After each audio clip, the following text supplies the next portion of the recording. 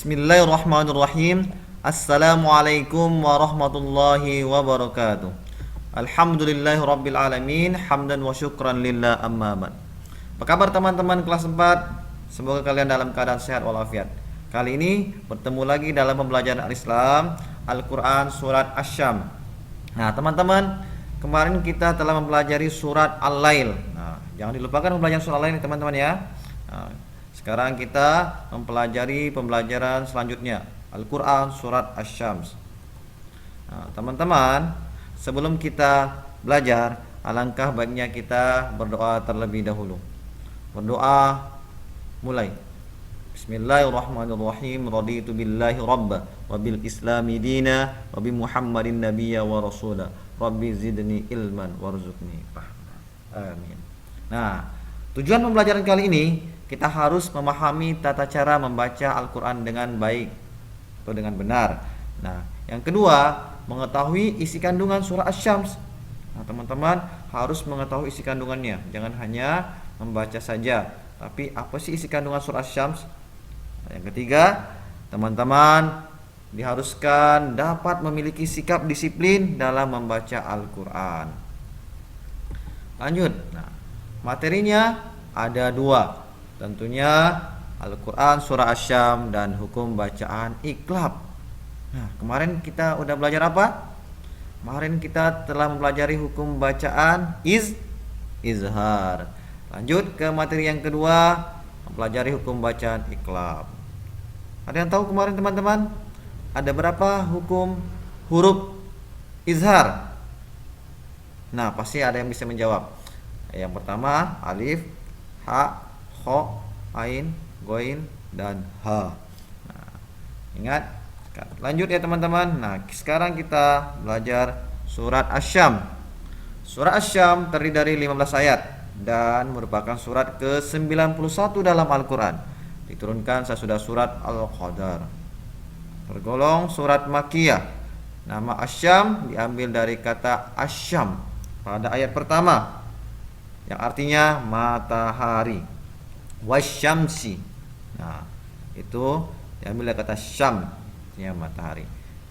Apa itu Makkiyah? Karena surat ini turun sebelum Rasulullah hijrah di kota Madinah. Lanjut teman-teman ya. Nah, sekarang kita bagaimana cara membaca surah Asy-Syams. Baik, Karizal akan membacakan ayat 1 sampai 5 terlebih dahulu. Kita awali dengan A'udzu billahi minasyaitonir rajim. Bismillahirrahmanirrahim. Simak baik-baik ayat pertama. Wasyamsi waduhaha wal qamari idza talaha wan nahari idza jallaha والليل إذا يغشاها والسماء وما بناها. Shadaqallahu alazim. Kita ulang dari ayat 1 lagi. Boleh dengan nada. Boleh dengan nada yang rendah dan yang tinggi. Boleh ada yang sedang saja. Kita awali ya. Bismillahirrahmanirrahim. Wasyamsi waduhaha wal qamari idza talaha wan nahari idza jallaha wal laili idza yaghshaha was samaa'i wama banaha. Shadaqallahul azim. Kalian bisa mengulang-ulangnya sampai hafal. Nah, baik, Kak Rizal akan mengartikan. Teman-teman bisa melihat buku Al-Islam di halaman 7 tentang Quran Surah Asy-Syams. Wasyamsi waduhaha, yang artinya demi matahari dan cahayanya di pagi hari. Demi matahari dan cahayanya di pagi hari. Yang kedua, wal qamari idza talaha, dan bulan apabila mengiringinya. Apa artinya? Ayat kedua, dan bulan apabila mengiringinya. Ayat ketiga, wan nahari idza jallaha. Ingat? Dan siang apabila menampakkannya. Yang keempat, wal-laili idza yaghshaha, dan malam apabila menutupinya. Ayat kelima, was-samaa'i wa ma banaha. Nah, teman-teman, arti ayat 5, dan langit serta pembinaannya. Masya Allah ya. Baik, Karizal akan sedikit menjelaskan wasyamsi waduhaha, dan matahari dan cahayanya di pagi hari. Kapankah matahari timbul? Tentunya timbulnya di pagi hari. Nih, pada subuh. Subuh sudah mulai keluar, itu namanya di ufuk timur cahaya-cahayanya belum terbit, tapi sudah mulai cahayanya keluar. Wasyamsi, nah di pagi hari sudah mulai terang cahaya yang keluar. Itulah bukti kekuasaan Allah. Wal qamari idza talaha, dan bulan apabila mengiringinya. Nah, semuanya planet itu mengikuti matahari, bulan, bumi, rotasi ya, teman-teman. Ciptaan Allah sangat luar biasa. Jadi matahari itu sebagai induk. Sebenarnya dalam tatanan surya itu matahari itu hanya berdiam, tapi kita yang berputar mengelilingi matahari. Nah, wan nahari idza jallaha, dan siang apabila menampakkannya. Telah di tengah, di atas kepala kita itu udah menunjukkan matahari, udah pas di tengah itu udah menunjukkan jam 12. Terang sekali apabila tidak ada awan yang menutupinya. Semua ayat 1 sampai 3 itu menunjukkan kekuasaan Allah. Nah, teman-teman ya, tekan ya. Selanjutnya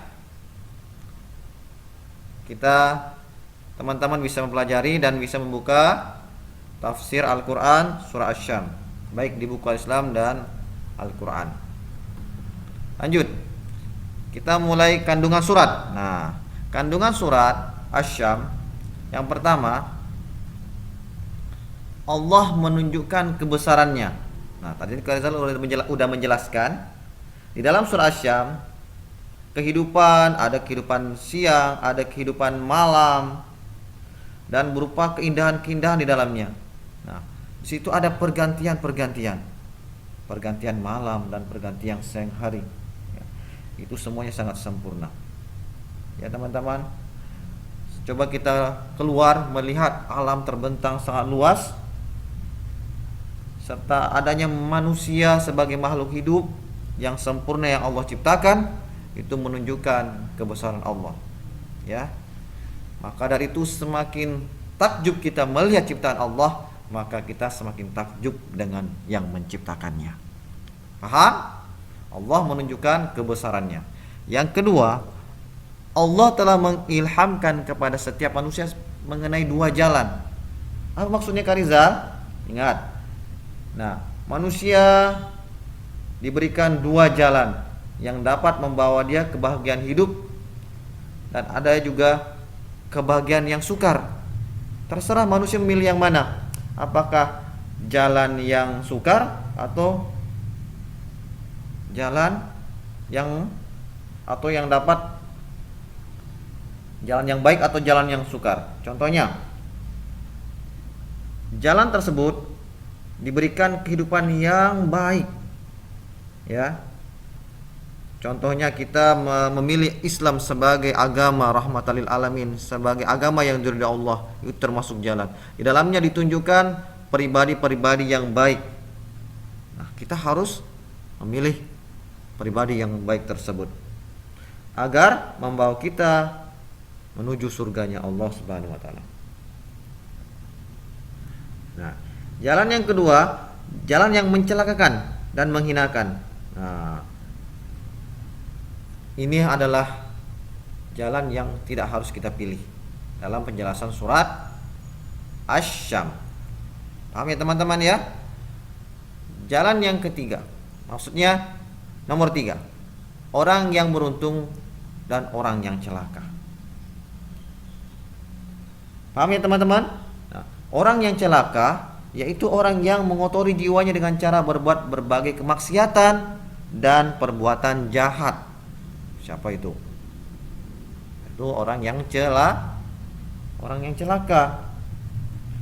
Adapun orang-orang yang beruntung yaitu orang yang selalu mensucikan jiwanya dan selalu menjaga diri dari pengaruh buruk. Teman-teman, kalau ada pengaruh buruk jangan diikutin. Ikutin adalah pengaruh-pengaruh yang baik yang menjadikan kita menjadi taat kepada Allah, taat kepada Rasul, dan taat kepada syariat agama Islam. Paham ya? Lanjut. Nah, kemarin kita telah mempelajari hukum bacaan izhar.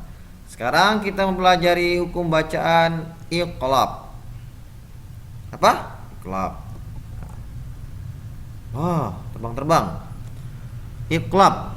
Pengertian iqlab secara bahasa adalah memindahkan sesuatu.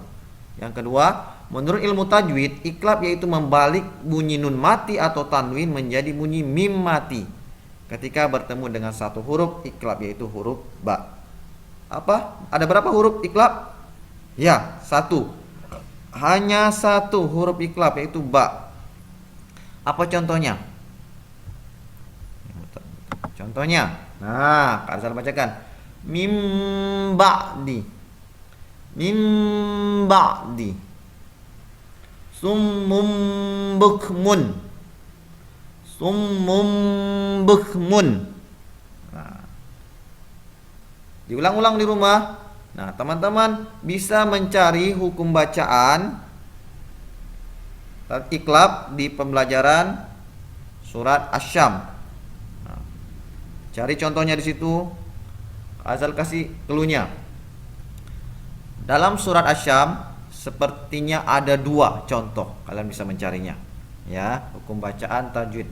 Ingat rumusnya nun sukun atau tanwin. Kalau nggak ada nun sukun, cari tanwin.